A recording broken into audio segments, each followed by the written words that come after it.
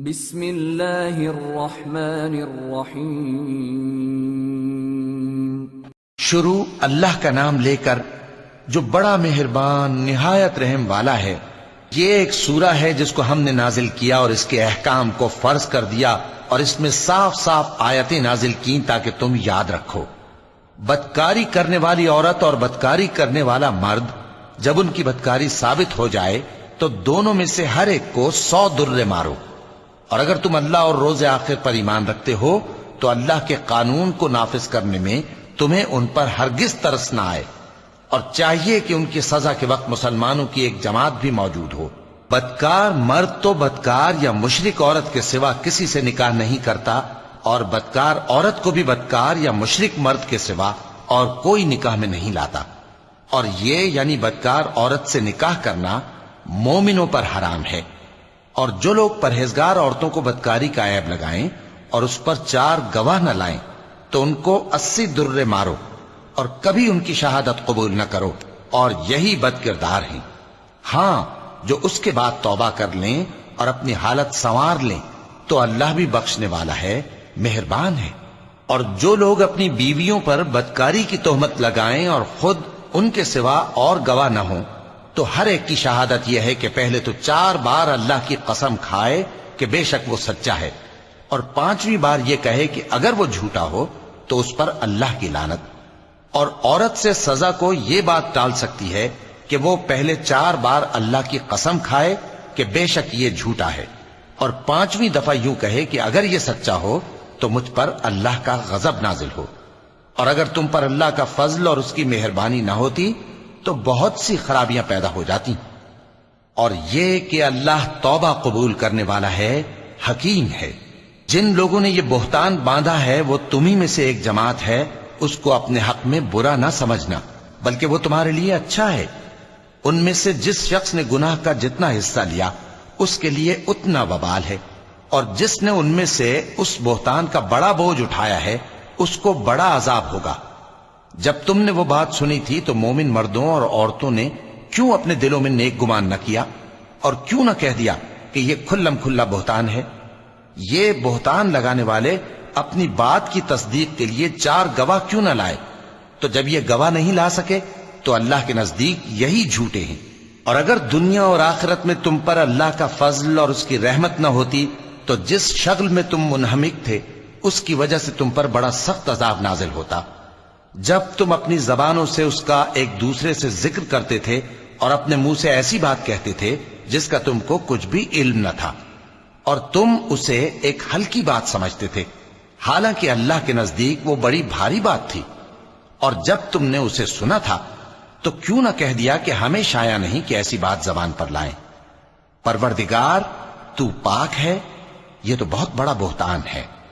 اللہ تمہیں نصیحت کرتا ہے کہ اگر مومن ہو تو پھر کبھی ایسا کام نہ کرنا، اور اللہ تمہارے سمجھانے کے لیے اپنی آیتیں کھول کھول کر بیان فرماتا ہے، اور اللہ جاننے والا ہے، حکمت والا ہے۔ جو لوگ اس بات کو پسند کرتے ہیں کہ مومنوں میں بے حیائی یعنی تہمت بدکاری کی خبر پھیلے، ان کو دنیا اور آخرت میں دکھ دینے والا عذاب ہوگا، اور اللہ جانتا ہے اور تم نہیں جانتے۔ اور اگر تم پر اللہ کا فضل اور اس کی رحمت نہ ہوتی تو کیا کچھ نہ ہوتا، مگر وہ کریم ہے، اور یہ کہ اللہ نہایت مہربان ہے، رحیم ہے۔ مومنوں، شیطان کے قدموں پر نہ چلنا، اور جو شخص شیطان کے قدموں پر چلے گا تو شیطان تو بے حیائی کی باتیں اور برے کام ہی بتائے گا۔ اور اگر تم پر اللہ کا فضل اور اس کی مہربانی نہ ہوتی تو ایک شخص بھی تم میں پاک نہ ہو سکتا، مگر اللہ جس کو چاہتا ہے پاک کر دیتا ہے، اور اللہ سننے والا ہے، جاننے والا ہے۔ اور جو لوگ تم میں صاحب فضل اور صاحب مال ہیں وہ اس بات کی قسم نہ کھائیں کہ رشتہ داروں اور محتاجوں اور وطن چھوڑ جانے والوں کو کچھ نہیں دیں گے، اور ان کو چاہیے کہ معاف کر دیں اور درگزر کریں۔ کیا تم پسند نہیں کرتے کہ اللہ تم کو بخش دے؟ اور اللہ تو بخشنے والا ہے، مہربان ہے۔ جو لوگ پرہیزگار اور برے کاموں سے بے خبر اور ایماندار عورتوں پر بدکاری کی تہمت لگاتے ہیں ان پر دنیا اور آخرت دونوں میں لعنت ہے، اور ان کو سخت عذاب ہوگا۔ یعنی قیامت کے روز جس دن ان کی زبانیں اور ہاتھ اور پاؤں سب ان کے کاموں کی گواہی دیں گے۔ اس دن اللہ ان کو ان کے اعمال کا پورا پورا اور ٹھیک ٹھیک بدلہ دے گا، اور ان کو معلوم ہو جائے گا کہ اللہ برحق اور حق کو ظاہر کرنے والا ہے۔ ناپاک عورتیں ناپاک مردوں کے لیے ہیں، اور ناپاک مرد ناپاک عورتوں کے لیے، اور پاک عورتیں پاک مردوں کے لیے ہیں، اور پاک مرد پاک عورتوں کے لیے۔ یہ پاک لوگ ان جھوٹوں کی باتوں سے بری ہیں، اور ان کے لیے بخشش اور نیک روزی ہے۔ مومنوں، اپنے گھروں کے سوا دوسرے لوگوں کے گھروں میں گھر والوں سے اجازت لیے اور ان کو سلام کیے بغیر داخل نہ ہوا کرو، یہ تمہارے حق میں بہتر ہے، اور ہم یہ نصیحت اس لیے کرتے ہیں کہ شاید تم یاد رکھو۔ پھر اگر تم گھر میں کسی کو موجود نہ پاؤ تو جب تک تم کو اجازت نہ دی جائے اس میں مت داخل ہو، اور اگر یہ کہا جائے کہ اس وقت لوٹ جاؤ تو لوٹ جایا کرو، یہ تمہارے لیے بڑی پاکیزگی کی بات ہے، اور جو کام تم کرتے ہو اللہ سب جانتا ہے۔ ہاں، اگر تم کسی ایسے مکان میں جاؤ جس میں کوئی نہ بستا ہو اور اس میں تمہارا اسباب رکھا ہو تو تم پر کچھ گناہ نہیں، اور جو کچھ تم ظاہر کرتے ہو اور جو پوشیدہ کرتے ہو اللہ کو سب معلوم ہے۔ مومن مردوں سے کہہ دو کہ اپنی نظریں نیچی رکھا کریں اور اپنی شرمگاہوں کی حفاظت کیا کریں، یہ ان کے لیے بڑی پاکیزگی کی بات ہے، اور جو کام یہ کرتے ہیں اللہ ان سے خبردار ہے۔ اور مومن عورتوں سے کہہ دو کہ وہ بھی اپنی نگاہیں نیچی رکھا کریں اور اپنی شرمگاہوں کی حفاظت کیا کریں، اور اپنی آرائش یعنی زیور کے مقامات کو ظاہر نہ ہونے دیا کریں مگر جو اس میں سے کھلا رہتا ہو، اور اپنے سینوں پر اوڑھنیاں اوڑھے رہا کریں، اور اپنے خاوند اور باپ اور خسر اور بیٹوں اور خاوند کے بیٹوں اور بھائیوں اور بھتیجوں اور بھانجوں اور اپنی جیسی مومن عورتوں اور لونڈی غلاموں کے سوا نیز ان خدام کے جو عورتوں کی خواہش نہ رکھیں، یا ایسے لڑکوں کے جو عورتوں کے پردے کی چیزوں سے واقف نہ ہوں، غرض ان لوگوں کے سوا کسی پر اپنی زینت اور سنگھار کے مقامات کو ظاہر نہ ہونے دیں، اور اپنے پاؤں ایسے طور سے زمین پر نہ مارے کہ جھنکار کانوں میں پہنچے اور ان کا پوشیدہ زیور معلوم ہو جائے۔ اور مومنوں، سب اللہ کے آگے توبہ کرو تاکہ فلاح پاؤ،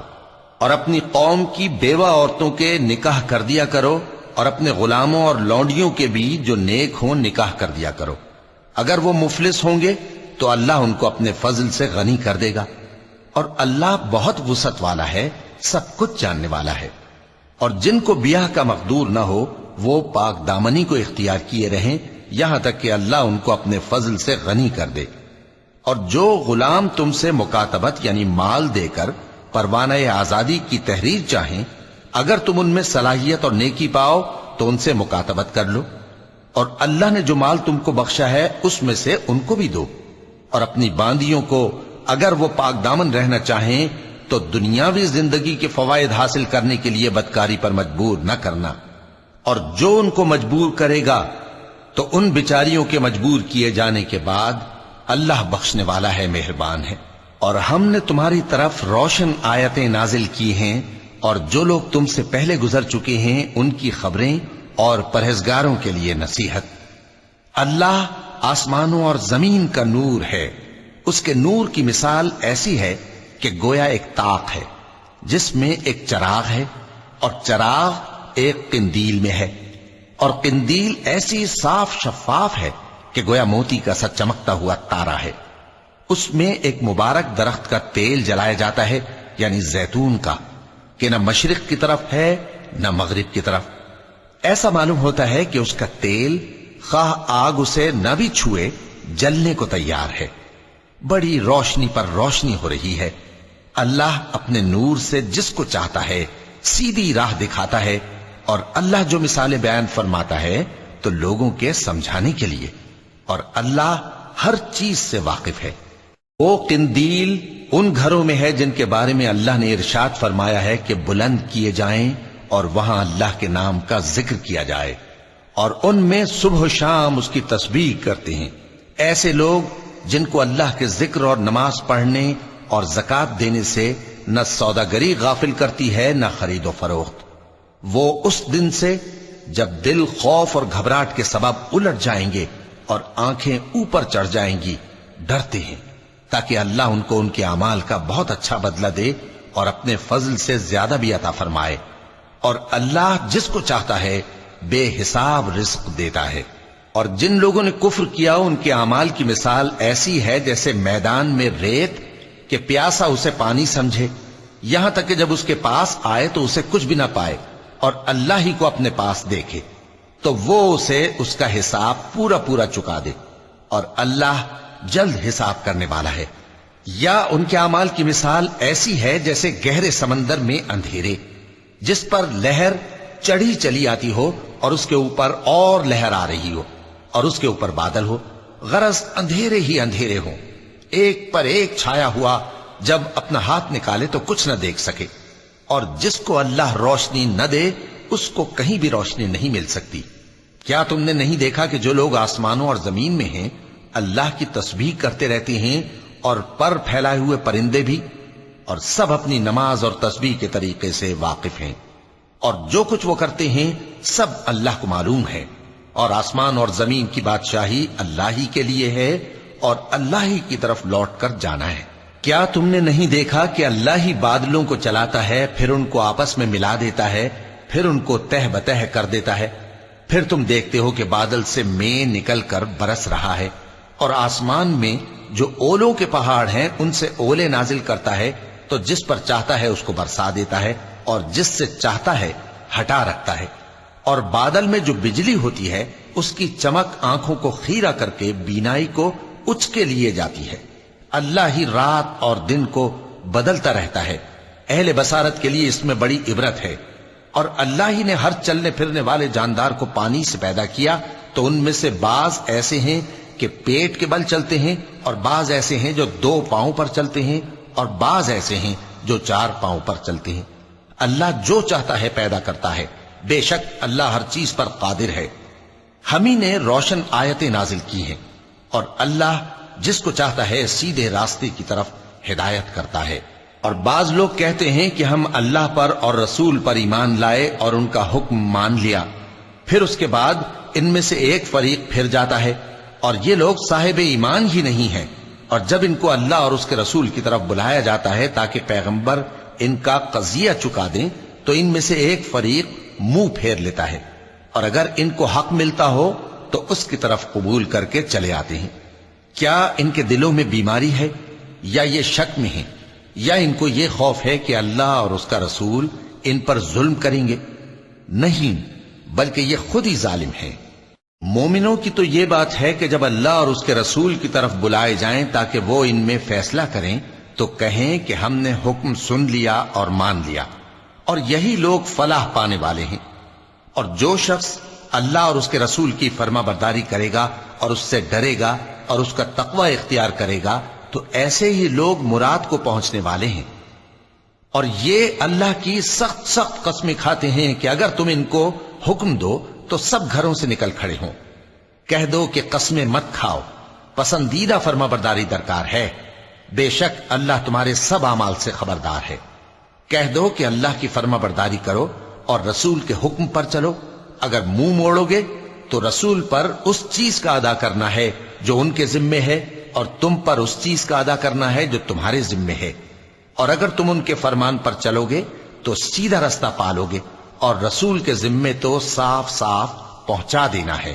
جو لوگ تم میں سے ایمان لائے اور نیک کام کرتے رہے ان سے اللہ کا وعدہ ہے کہ ان کو ملک کا حاکم بنا دے گا، جیسا ان سے پہلے لوگوں کو حاکم بنایا تھا، اور ان کے دین کو جسے اس نے ان کے لیے پسند کیا ہے مستحکم و پائیدار کرے گا، اور خوف کے بعد ان کو امن بخشے گا۔ وہ میری عبادت کریں گے اور میرے ساتھ کسی چیز کو شریک نہ بنائیں گے، اور جو اس کے بعد کفر کرے تو ایسے ہی لوگ بد کردار ہیں۔ اور نماز پڑھتے رہو اور زکوٰۃ دیتے رہو اور پیغمبر کے فرمان پر چلتے رہو تاکہ تم پر رحمت کی جائے، اور ایسا خیال نہ کرنا کہ کافر لوگ ہم کو زمین میں مغلوب کر دیں گے، ان کا ٹھکانہ دوزخ ہے اور وہ بہت برا ٹھکانہ ہے۔ مومنوں، تمہارے باندی غلام اور جو بچے تم میں سے بلوغ کو نہیں پہنچے 3 دفعہ یعنی 3 اوقات میں تم سے اجازت لیا کریں، ایک تو نماز فجر سے پہلے، اور دوسرے گرمی کی دوپہر کو جب تم کپڑے اتار دیتے ہو، اور تیسرے عشاء کی نماز کے بعد۔ یہ 3 وقت تمہارے پردے کے ہیں، ان کے آگے پیچھے یعنی دوسرے وقتوں میں نہ تم پر کچھ گناہ ہے اور نہ ان پر، کہ کام کاج کے لیے ایک دوسرے کے پاس آتے رہتے ہو۔ اس طرح اللہ اپنی آیتیں کھول کھول کر بیان فرماتا ہے، اور اللہ بڑا علم والا ہے، بڑا حکمت والا ہے۔ اور جب تمہارے لڑکے بالغ ہو جائیں تو ان کو بھی اسی طرح اجازت لینی چاہیے جس طرح ان سے اگلے یعنی بڑے آدمی اجازت حاصل کرتے رہے ہیں۔ اس طرح اللہ تم سے اپنی آیتیں کھول کھول کر بیان فرماتا ہے، اور اللہ جاننے والا ہے، حکمت والا ہے۔ اور بڑی عمر کی عورتیں جن کو نکاح کی توقع نہیں رہی اور وہ زائد کپڑے اتار کر سر ننگا کر لیا کریں تو ان پر کچھ گناہ نہیں، بشرطے کہ اپنی زینت کی چیزیں نہ ظاہر کریں، اور اگر اس سے بھی بچیں تو یہ ان کے حق میں بہتر ہے، اور اللہ سنتا ہے، جانتا ہے۔ نہ تو اندھے پر کچھ گناہ ہے اور نہ لنگڑے پر اور نہ بیمار پر اور نہ خود تم پر کہ اپنے گھروں سے کھانا کھاؤ، یا اپنے باپ دادا کے گھروں سے، یا اپنی ماؤں کے گھروں سے، یا بھائیوں کے گھروں سے، یا اپنی بہنوں کے گھروں سے، یا اپنے چچاؤں کے گھروں سے، یا اپنی پھوپھیوں کے گھروں سے، یا اپنے ماموؤں کے گھروں سے، یا اپنی خالاؤں کے گھروں سے، یا اس گھر سے جس کی کنجیاں تمہارے ہاتھ میں ہوں، یا اپنے دوستوں کے گھروں سے۔ اور اس کا بھی تم پر کچھ گناہ نہیں کہ سب مل کر کھانا کھاؤ یا جدا جدا۔ پھر جب گھروں میں جایا کرو تو اپنے گھر والوں کو سلام کیا کرو، یہ اللہ کی طرف سے مبارک اور پاکیزہ تحفہ ہے۔ اس طرح اللہ اپنی آیتیں کھول کھول کر بیان فرماتا ہے تاکہ تم سمجھو۔ مومن تو وہ ہیں جو اللہ پر اور اس کے رسول پر ایمان لائے، اور جب کبھی ایسے کام کے لیے جو جمع ہو کر کرنے کا ہو پیغمبر کے پاس جمع ہوں تو ان سے اجازت لیے بغیر چلے نہیں جاتے۔ اے پیغمبر، جو لوگ تم سے اجازت حاصل کرتے ہیں وہی اللہ پر اور اس کے رسول پر ایمان رکھتے ہیں، سو جب یہ لوگ تم سے کسی کام کے لیے اجازت مانگا کریں تو ان میں سے جسے چاہا کرو اجازت دے دیا کرو، اور ان کے لیے اللہ سے بخشش مانگا کرو، کچھ شک نہیں کہ اللہ بخشنے والا ہے، مہربان ہے۔ مومنو، پیغمبر کے پکارنے کو ایسا خیال نہ کرنا جیسا تم آپس میں ایک دوسرے کو پکارتے ہو، بے شک اللہ کو وہ لوگ معلوم ہیں جو تم میں سے آنکھ بچا کر کھسک جاتے ہیں۔ تو جو لوگ ان کے حکم کی مخالفت کرتے ہیں ان کو ڈرنا چاہیے کہ ایسا نہ ہو کہ ان پر کوئی آفت پڑ جائے یا تکلیف دینے والا عذاب نازل ہو۔ دیکھو، جو کچھ آسمانوں اور زمین میں ہے سب اللہ ہی کا ہے،